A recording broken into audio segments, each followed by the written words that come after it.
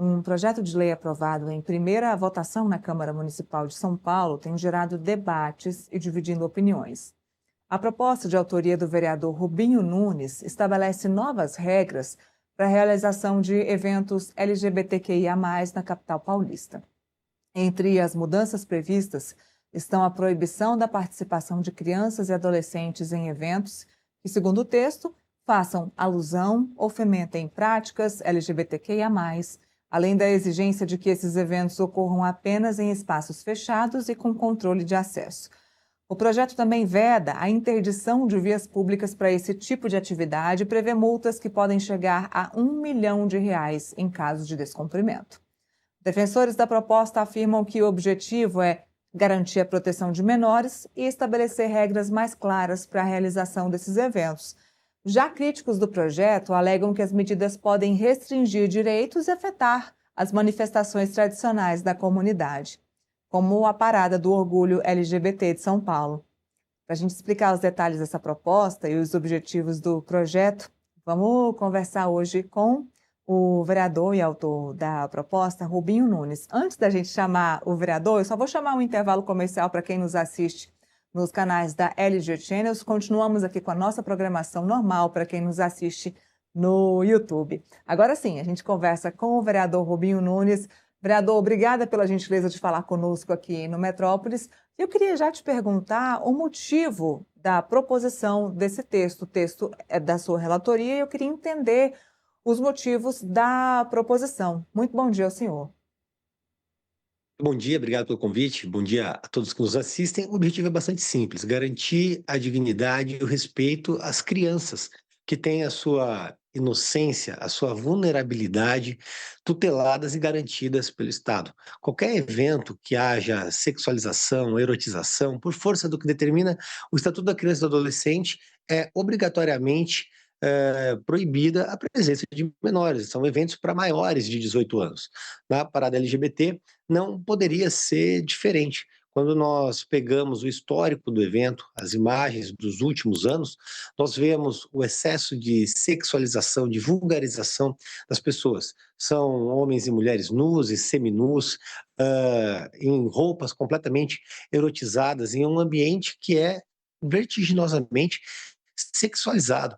Isso é por força da lei e também por força da obviedade impróprio para menores de 18 anos. Eu tenho certeza que nenhum pai, nenhuma mãe acharia adequado um homem em trajes baixos e praticamente seminu dançando à frente de uma criança de 8, 9 anos de idade. Por que nós teríamos que permitir isso pela força do que se determina uma manifestação?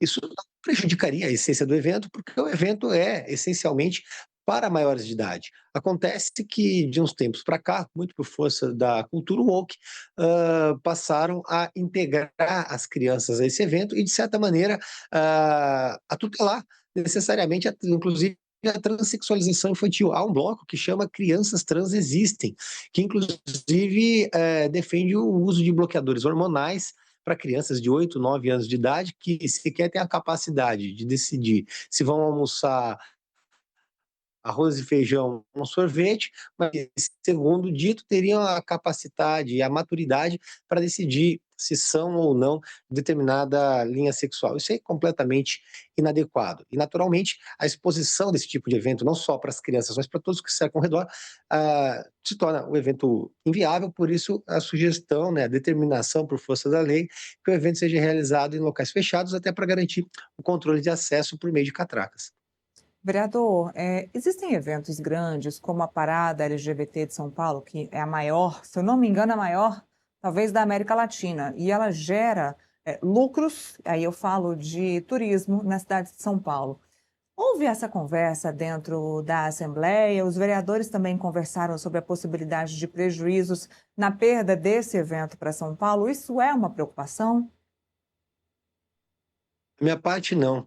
Não existe dinheiro capaz de sobrepor a segurança dos nossos filhos. Meu objetivo é garantir que as nossas crianças fiquem em paz. Deixem nossas crianças em paz. Não existe retorno para o município, para a cidade, capaz de suprir, capaz de pagar a inocência perdida por uma criança, a inocência perdida por um menor, o abuso praticado contra qualquer tipo de criança. Isso é inaceitável, inadmissível. E justamente por isso não é algo que sequer entrou na minha conta. E vale dizer que a própria parada em si tem perdido recursos. 60% dos investidores privados deixaram de investir na parada LGBT, justamente porque entenderam que isso não traz retorno de mercado, isso não é viável para o comércio em si. Se é a maior parada LGBT do Brasil, da América Latina ou do mundo, sinceramente, eu não sei, mas não é algo que me preocupa. É algo que deve preocupar os organizadores, mas se há tanto apelo, há tanto público, não deveria haver nenhum tipo de preocupação. Eles poderiam realizar no AMB, por exemplo, um local fechado, adequado, seguro, ao ar livre, onde eles poderiam fazer o evento tranquilamente, garantir o acesso do público, sem a necessidade de fechar a Avenida Paulista e, principalmente, tutelando as crianças, que é o meu objetivo. Aproveito para convidar quem volta do intervalo comercial da Fast TV, dos canais da LG Channel, para acompanhar nosso debate aqui sobre esse assunto com o vereador Rubinho Nunes de São Paulo. Estamos conversando aqui sobre um projeto que foi aprovado na Câmara lá em São Paulo, sobre essa restrição dos eventos LGBTQIA+, onde haveria possibilidade de entrada de crianças e adolescentes, restrição para crianças e adolescentes. No texto, a proposta, né, do texto prevê que espaços públicos sejam restritos para esse tipo de evento. E aí, vereador, te pergunto, isso não acaba restringindo a questão do direito de ir e vir, da liberdade de expressão? Eu entendo muito bem o posicionamento do senhor, entendo sim a questão dos direitos das crianças e dos adolescentes também, até porque eles precisam até os 12 anos, né, por lei, eles são crianças e não entendem o que precisam ou o que não precisam aprender, dependem muito dos seus responsáveis. Mas, por outro lado, isso não acaba tirando o direito de ir e vir e também o direito de expressão? Bom, a liberdade de expressão de menor não seria o caso para crianças de 8, 9, 10 anos de idade. E sim de quem deseja se manifestar, os maiores de idade. Isso não está de maneira nenhuma cerceado. E um ponto que há de se destacar é que a parada LGBT deixou de ser uma simples manifestação, onde as pessoas se organizam para manifestar orgulho ou para levantar algum tipo de pauta ou tipo de bandeira, se tornou praticamente um grande bloco de festa feito na cidade. A gente vê ali artistas cantando, as pessoas bebendo, se embriagando, festejando, há um excessivo comércio de bebidas alcoólicas, inclusive nesse tipo de exposição também é proibida a presença de menores de idade. E o fato de determinados grupos, como o grupo LGBT, querer se manifestar, não impõe a necessidade de ter crianças dentro desse tipo de ato. Até porque, se fosse pura e simplesmente a manifestação, não haveria a sexualização, a erotização e a exposição exacerbada de corpos nus ou seminus à frente de crianças. Entende que há uma dicotomia apresentada entre o argumento de manifestação e o que é o evento propriamente dito. Não se trata de uma manifestação onde determinado grupo ideológico ou de qualquer outra pauta se organiza. Se trata, na realidade, de um movimento de imposição do que eles entendem como adequado frente àqueles que não concordam. E eu não vejo limitação disso. Agora, a limitação da presença de crianças é essencial. Não ilide o direito de se manifestar. Só que não há manifestação de cunho sexual para crianças e para menores de idade. Isso por força do que determina a própria lei.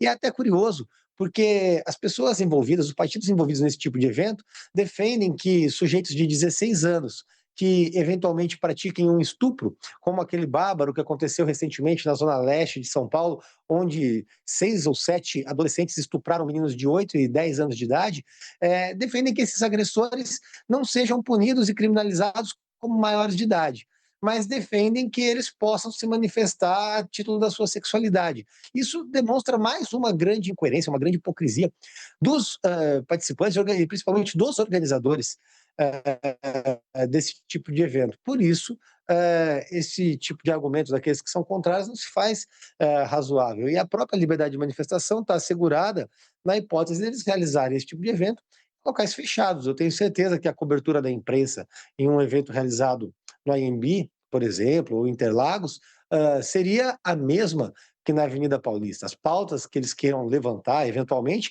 seriam as mesmas que na Avenida Paulista. A única coisa é que eles estariam respeitando a sociedade, principalmente guardando a inocência dos nossos filhos.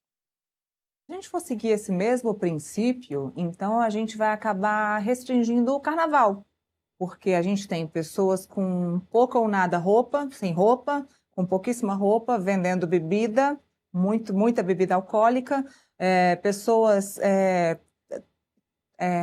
enfim, com muita música, pessoas de todos os gêneros, pessoas que viram à noite, inclusive com crianças, e se a gente for seguir esse mesmo sentido, a gente vai restringir festas como o carnaval, que acontecem nas ruas por mais de um mês de todo o país. O senhor também gostaria de restringir o carnaval? Pois é, o carnaval a título de desfile já acontece dentro da AMB, é um sucesso. Carnaval de São Paulo tem crescido exponencialmente dentro do AMB e tem todas as limitações e faixas etárias que são apresentadas. Eu tenho, inclusive, um projeto de lei sobre os bloquinhos de carnaval que acontecem na cidade de São Paulo, que, por exemplo, determina que os moradores tenham que participar de plebiscito, onde 50% mais um dos moradores votarão se querem ou não o bloquinho naquela rua, porque gera uma incomodidade absurda para os moradores, gera excessiva sujeira, é um evento de desordem urbana e que está em tramitação na Câmara de São Paulo. E eu espero que este tipo de esse projeto de minha autoria seja rapidamente aprovado. A cultura ela não pode ser impedida, só que nós temos que entender a equidade e a forma de trabalhar entre a cultura e a preservação da inocência. E me parece inadequado, inclusive, um pai pegar uma criança, sei lá, de 6, 7 anos de idade, 6 anos é a idade do meu filho, e passar a noite com essa criança no meio da rua em qualquer tipo de festa. Qual é o próximo passo? Quais são os próximos passos do projeto na Câmara em São Paulo? Bom, o projeto foi aprovado em primeiro turno, estou construindo a votação em segundo turno de votação, ainda não houve sessão de votação apta a colocá-lo em votação, mas tão logo tem essa sessão, eu espero submeter a votos, eu acredito que a gente consiga aprovar o projeto com larga votação, tal qual foi em primeiro turno, e tão logo seja aprovado, ele será encaminhado para veto ou sanção do prefeito, considerando os valores externados pelo prefeito Ricardo Nunes, eu imagino que haveria a sanção do projeto. Não tive a oportunidade de ter essa conversa com ele ainda, até porque não é o momento. O projeto está em debate e discussão na Câmara de São Paulo, mas tão logo seja aprovado, eu espero ter a oportunidade de fazê-lo. Muito obrigada, viu? Obrigada pela gentileza de conversar conosco aqui do Metrópolis. Bom trabalho para o senhor e até a próxima oportunidade.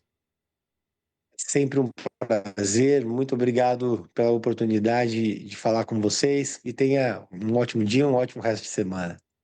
Até a próxima.